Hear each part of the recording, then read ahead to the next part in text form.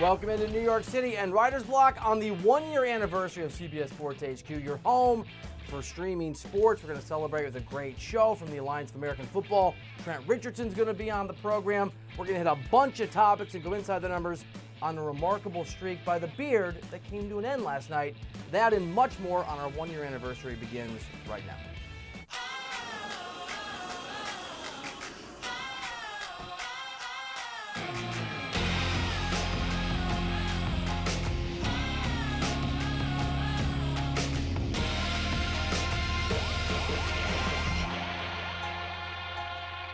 We are trying to decide how, 1 year in to this network and to your home for streaming sports, we wanted to do the show, what we wanted to open the program with. And we decided, in the same spirit as CBS Sports HQ, we're going to hit everything you, the fan, want to talk about. So here is Reiter's Tuesday Roundup. What's going on right now in the world of sports that fans like you are focused on. And we start with the action in Indy. The Combine kicks off today. There will be some winners and some losers, at least in the short term, and a lot of gnashing of teeth and debate over how much these measurements and speeds and times and interviews actually matter in trying to impact and figure out who should be drafted by whom and where. But a few things we're keeping our eye on is often the quarterbacks. Kyler Murray, will he or won't he throw? The Heisman Trophy winner still up in the air. Dwayne Haskins out of Ohio State, the QB, will throw with a chance to try to solidify his position. There are so many big names. Nick Bosa likely to be the #1 overall pick, or at least could be. We'll see what he's about at the Combine. We will have you covered here on this network at CBS Sports HQ every step of the way, every jump, every measurement, every 40-yard time. We got you covered. But there's some other stuff going on beyond the fact that in Indy, the center of the sports universe, the NFL, is having its Combine. KU's stunning streak could come to an end. I think this is one of the most underappreciated acts of greatness in modern sports. And trust me, as a Missouri graduate, this is a painful thing to admit. Kansas used to be our rival when we were still in the Big 12. KU is trying to chase down their 15th consecutive Big 12 championship. To put that into perspective, there are players that Bill Self and his staff are recruiting right now who were still learning to walk when the Kansas streak began. They're going to need some help, though. They need Kansas State, who they beat last night, to lose some games, and they need to probably win out. But it is something that matters in the sense of just taking stock and appreciating the level of dominance over the last decade and a half that Self and co. have been able to exercise in the Big 12. And Bill Self, friend of the show, guy that I used to cover back in my newspaper days in Kansas City, we've had Coach on a few times, talked about, and he's often, I think, pretty thoughtful on these topics, talked about the streak and what it does and doesn't mean. We're not talking about the streak.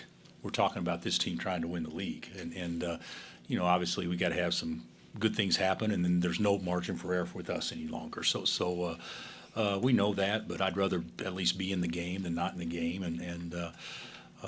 We're capable of playing a heck of a lot better on the road than what we have, and we'll have to. If I were a betting man, and I am a betting man, I would say this to you.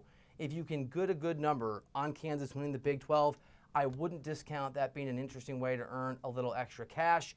It always seems like Self and co. find a way to do it. This year a little bit tougher. They need some assistance, but I'm not sleeping on the reality that that could happen. Another big story further west, the LeBron James Lakers meltdown continues, and this is the reality of LeBron. We talked about this in kind of a deep dive yesterday. LeBron is the great catalyst. He's the great spotlight. Things become much better and much worse whenever he's around. Good moments are the greatest ever. Bad moments are the end of all time and being in existence. And it certainly, for Lakers fans, felt like a pretty bad moment last night in that loss to Memphis. And don't just take it from me. Take it from LeBron James, who instead of saying, calm down, it's not a big deal, we're not even in March, talked about the drama in typical LeBron fashion. At this point, if you are still allowing distractions to affect the way you play, then this is the wrong franchise to be a part of, and you should just come and be like, listen, I can't do this. Like, seriously, you're distracted by playoff pushes and all the stuff that's been talked about this year. Don't worry, here on CBS Sports HQ, it is not lost on us. It is certainly not lost on me. that the distractions LeBron is talking about are the distractions that LeBron James is creating. He doesn't always do a good job with self-accountability, and that's the reality. Will they figure it out? Probably. Again, not typically a good idea to bet against LeBron James, but LeBron, for all the ups and highs that come with having him part of your organization, and they're worth it, when things go badly, LeBron's moodiness and his frustration and the way the world is just covered differently because he's around, and LeBron's inability to take some of the blame for that, a lot of times that weighs on teams. It's weighing on the Lakers. Yes, the distractions are probably something that shouldn't overcome your desire, Lakers fans, Lakers players, to get it done, but LeBron is in fact the distraction himself. Throwing guys under the bus recently doesn't help. Moving on to some baseball, we don't know where Bryce Harper is at yet. As soon as we do, you will know, although the Dodgers just became, in the last 30 minutes, the betting favorites to land Bryce Harper, but Nolan Arenado's not going to be a free agent for quite a while. Signed an extension. Let me just look at the numbers here. Good for this guy. $255 million for the Rockies' third baseman. The dude hit 300 last year, almost 40 home runs, drove in 110, scored 104 runs.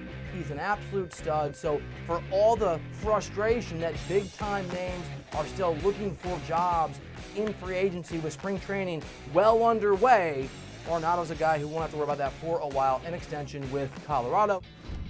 All right, so Arenado has a place to play for a long time, and Bryce Harper, as I just let you know, still doesn't. But just selfishly, as I talk about sports for a living, I hope that the Dodgers do, in fact, land his services. He's from Vegas. It's not far from home. That is a team that has been so close to a World Series the last few seasons, and I think that his personality and what he brings to the game of baseball would fit perfectly and go really well with the vibe in Los Angeles, California. Very, very, very excited to see where this guy finally lands. Sorry, Phillies fans.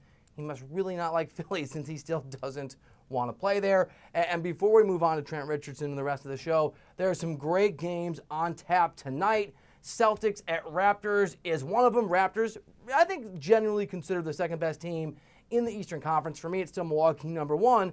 Boston in that 5 slot, and you got Kyrie the other day talking about how, don't worry, the Celtics are fine because they've got me. You've got clearly players on that team who don't think they're fine because they have Kyrie Irving. It's a good test and a big moment to see how that Celtics team responds in a hostile environment against a great basketball team that's going to at least somewhat approximate a playoff vibe and feeling. And then the late game tonight, 10:30 Eastern, 7:30 Pacific time, the one I cannot wait to see. I will be running out of the radio show I do after this show to a bar in Manhattan to catch the entirety of Thunder at Nuggets. Both of these teams, they're not the Warriors. I still think it's the Warriors to lose in the Western Conference and the whole thing, but they are both on the rise. These are great teams. I'm done doubting Oklahoma City. They're so much better this year, minus Melo. And the Nuggets, they've arrived. They're not a year early. This team is legit. They are for real. That will be a great basketball game in Denver. Denver, the best team in the NBA in terms of winning basketball games at home. So if the Thunder go and get it, it's a big statement game. And finally, last game tonight, Duke at Virginia Tech. No Zion, not yet. But I think we all fairly presume he's going to be around at some point on the floor for the Dukies some point this year. Celtics at Raptors, Thunder at Nuggets, Duke at Virginia Tech, whatever goes on at the Combine. There's a lot happening in the world of sports. You never know when LeBron's going to send out some kind of frustrated tweet or make some comment that he should not. It's a good time to be a sports fan. And it's even better because football's not over. We've got the Alliance now. They're doing great stuff. The quality is incredible. Trent Richardson has the most rushing touchdowns of anybody in that new league, and he's going to join me here on the show in just a minute. So stick with us.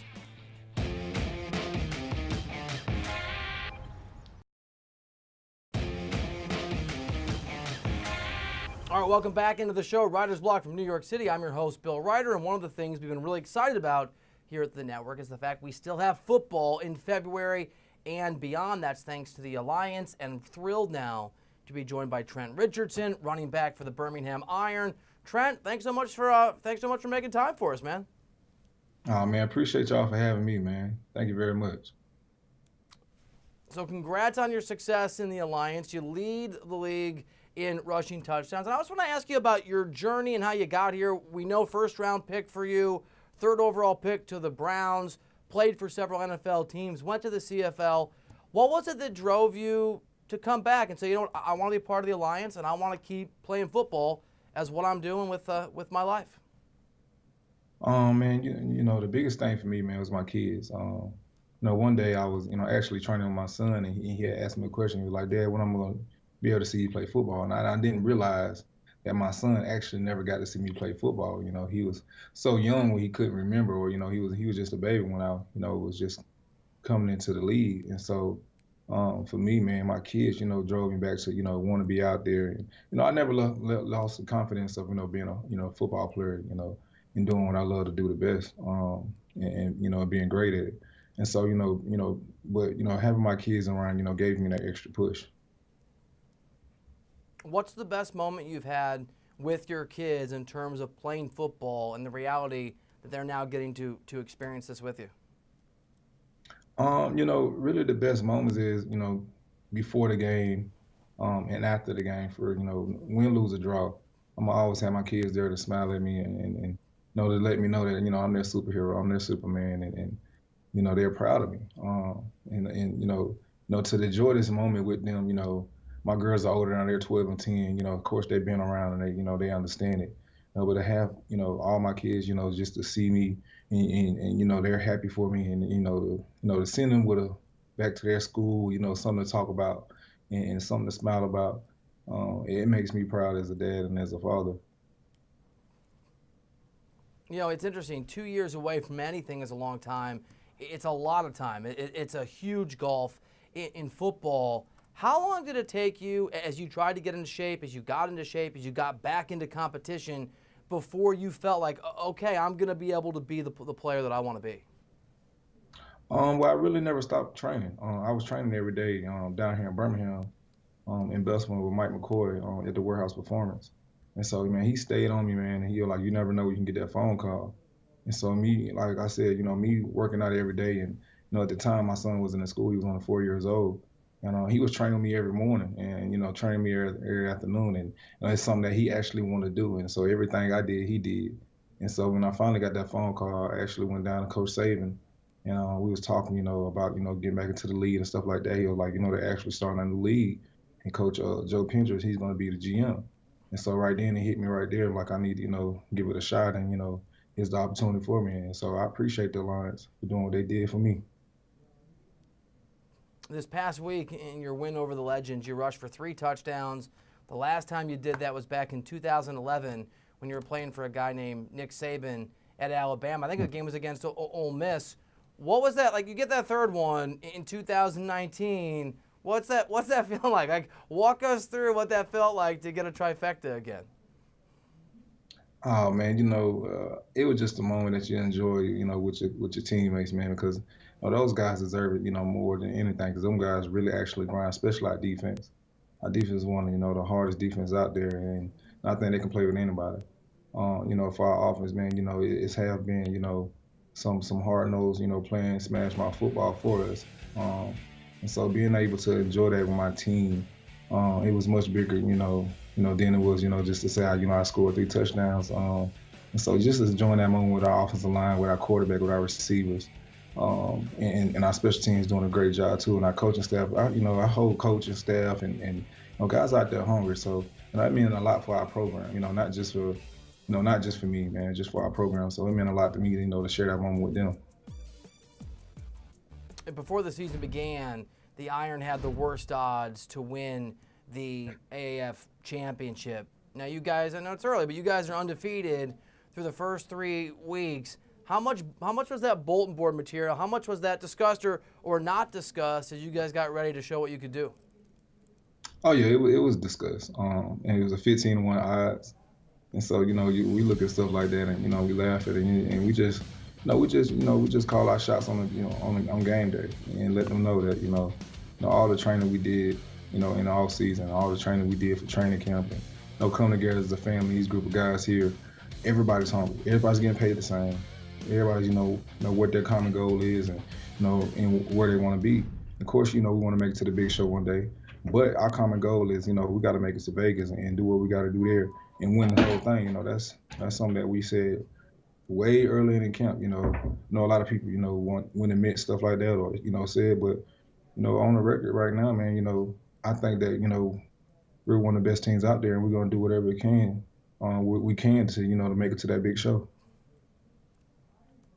Trent, I think, I guess I'll speak for myself, but just me and buddies I've talked to, 3 weeks in, the Alliance is great. I mean, the product's really good. It is real football. But, I think we all would agree that whenever something new starts, there's some skepticism. We've seen some football leagues not work. How did the Alliance convince you? Because as fans, we watch, and it's really interesting, and we keep watching. How did the Alliance convince you, or whoever it was, Trent, this is worth your time, this is the real deal? Well, first of all, it only took, Coach Saban to tell me that, Joe Pendry was going to be the GM. Just the football minds that's behind it. And then, you find out more about the technology and, what they're doing and how convincing it was to me, man, that, we're starting something new here that, can actually, the lead is something, huge. And you can be a part of, making history, and doing it in the state of Alabama. It's beautiful to me, man, and it's amazing. So I seize every moment. And, I took it in and, it's of course you're going to, look at stuff that, how it's going to be, what's the product. You got to put great product out there on the field first, whatever you're doing. And our production has been great. And, this league, I think this league's going to be around for a long time. And I think it's something that, that the world needed, this AAF. Trent, you guys have got San Antonio up next on Sunday, 4 o'clock Eastern, 1 for those folks looking out on the West Coast. The game will be on CBS Sports Network. As you look at the tape, as you prepare, what are the things you need to do to get the W? Oh, man, just looking at some of the tape, I was just actually watching some of the tape with my coach, Gerald Brown. Being able to, try to get the ball out the pocket and, get around them big defensive ends they have. We got to be able to run the ball. We got to be able to, punch it in when we're in the red zone. We can't go 3 and out because, they don't leave, that much breathing room.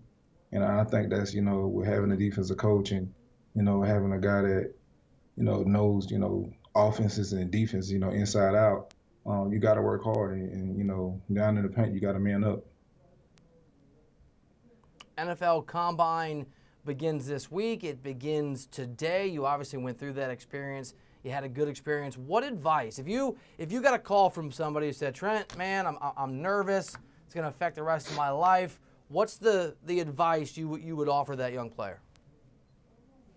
What I would just tell them, man, you've been working on this day way before, the Combine came about. You've been working on this day, since you've been a child. It all starts in the backyard football when you're back there 5, 4, 3, 2, 1, you catching the pass, out of bounds, going into the end zone. That's where it really starts, man. You don't start your training, when it's time to come out. You start your training way before then. So, just do what you do and go have fun and enjoy this process. Like, really, don't be nervous about it, At the end of the day, man, you only get one shot. And so this opportunity that you have, man, make the most of it. You don't go out there like a daisy. Just go out there and have fun and do your best. If you can look yourself in the mirror and say, I knew I was going to run this time, or I knew I was going to lift this much, or I knew I was going to, go hard on these drills, you did your job. If you can say that, man, I got to go back on my pro day and do this and do that, you need to look yourself in the mirror and get back to training, get back to the training table. Trent Richardson, really enjoyed the conversation. Congrats on your success. Good luck the rest of this year. We'll be watching you on CBS Sports Network this Sunday at 4 o'clock Eastern. Thanks so much for making time for us. Yes, sir. Appreciate you, man. All right, enjoyed the Isn't it great having football extending beyond the Super Bowl? It is very, very cool. Also cool, and I've mentioned it a little bit yesterday, several times today, that today is the 1-year anniversary of this network launching. I can't believe it's already been a year. A lot of great folks have put in, believe me, a lot of hard work to make it happen. And we're going to do a look back in the last year here on this show, a year at Writer's Block, when we come back here to the show in just a minute.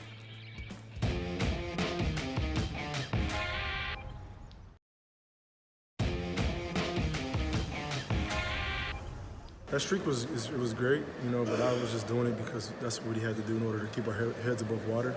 Now we get our full roster back. You look at the roster, the stat line, we had multiple guys in double figures, which is great to see. So hopefully we can keep that up and, like I said, catch a rhythm. All right, there he is. The beer, the streak, as you heard, is over. A little bit of a relief for James Harden. We're going to go inside the numbers on what was a pretty remarkable stretch of a guy scoring 30 points consecutively. We'll start with the number 32. Harden's streak of consecutive games scoring those 30 points or more ended finally at 32. 32 consecutive games. He scored 28 points last night, so close in a win against the Hawks. Next up, the number 4, Harden went 0 for 10 from 3 last night for the 4th time in his career. That's twice as many games as any other player in NBA history, and using my marvelous math skills, if one of those shots fall, that streak obviously extends. Next up is 36. Trae Young scored a career-high 36 points in that loss to the Rockets. In the loss, he actually outscored Harden. He's the first rookie to outscore Harden since Karl Anthony Towns in March of 2016. Rookies have had 157 opportunities to outscore the Beard since Towns last did it all the way back in 2016. Number 2 is up next here on Inside the Numbers. There are now just 2 active 30-point streaks in the league. Russell Westbrook, Harden's former teammate, has 3, and Bradley Beal in Washington has 2 straight. Not quite on the level of the Beard. In fact, add them together, not even close to his 32. And finally, the number 65, the king of stats, Wilt Chamberlain, still holds the record for most consecutive games of 30 points or more at 65 games. Harden is going to have to start over to catch that all-time great. It's a pretty amazing run. And it's been a pretty cool and amazing run over the last year here at CBS Sports HQ. We started the operation. I've been in New York the whole time, but from Fort Lauderdale, Florida. We now also have an operation in Stamford, Connecticut, and we've worked really hard to try to bring you something that you can watch on your Apple TV, on your Roku, on your phone, on your app, wherever you want to watch it. Stream it to your television. It's how I consume CBS Sports HQ. And I'm really proud of the entire network and everything we've done in trying to create something. We're not screaming at you, hot taking at you, trying to give you information you, the sports fan, wants and treat you with some respect because we know you know what you're talking about. And so, at least here on this show, we just want to look back at the past year, some of the big guests we've had, some of the big names, some of the fun moments. Here is a look back as we celebrate our 1-year anniversary on Writer's Block and on CBS Sports HQ. I'm very excited about our next guest, Jeannie Buss, the controlling owner, the president of the Lakers. Hi, Jeannie. How are you? We miss you out here in LA, Bill. Baker Mayfield Heisman Trophy winner. Thanks for making some time. I appreciate you having me. Deshaun, looking good, man. You have to get a special permission slip from the style police to wear that. Joined by 2-time MVP, Steph Curry. Thank you very much. Stipe Miocic, the UFC heavyweight champion. Gary Payton, he's the man who used to talk smack to me. I figured it was you, Billy Bill. I got some game up my sleeve. Drew Brees, Super Bowl champion, 11-time Pro Bowler. Thank you so much for joining us. You still led the league in receiving by almost 100 yards. I went to the field yesterday and I realized I am the best. Pretty sure Clemson just locked up maybe every single future big-time recruit reenacting Suge Knight. Adrian, appreciate you making time. Thanks for being here. You kind of got lucky, man. I wasn't gonna do none of these interviews. You kind of got lucky. Do you anticipate Floyd Mayweather, whoever it is, fighting anybody in a professional boxing match? I'm not here to talk about again Floyd. Hey, all right, it's over. It's over. Okay, man. All right, a very good year, a very cool year, and I promise you from all of us here at CBS Sports HQ and Writer's Block, it is just the beginning. We will roll along. We roll along now. Casey Kiernan taking over on CBS. Oh, look at that. I try to get... Oh, look at that picture of me. I look much younger than I am. It is my birthday. It is... I will never forget the day that CBS Sports HQ launched because when that young, beautiful, this creation you're watching right now was born, my youth came to an end. I turned 40 last year, which makes me 28? No, I like me. You know what? A lot of people worry about getting old. Whatever, man. Life is good. Made it another year. The key to life is enjoying the passage of time. And the best way to enjoy the passage of time is watching CBS Sports HQ. Casey Kiernan from Florida taking over right now in 30 more minutes. Eric Casillas. I didn't know that was coming. Thanks for hanging out. Thanks for watching the show. See you tomorrow.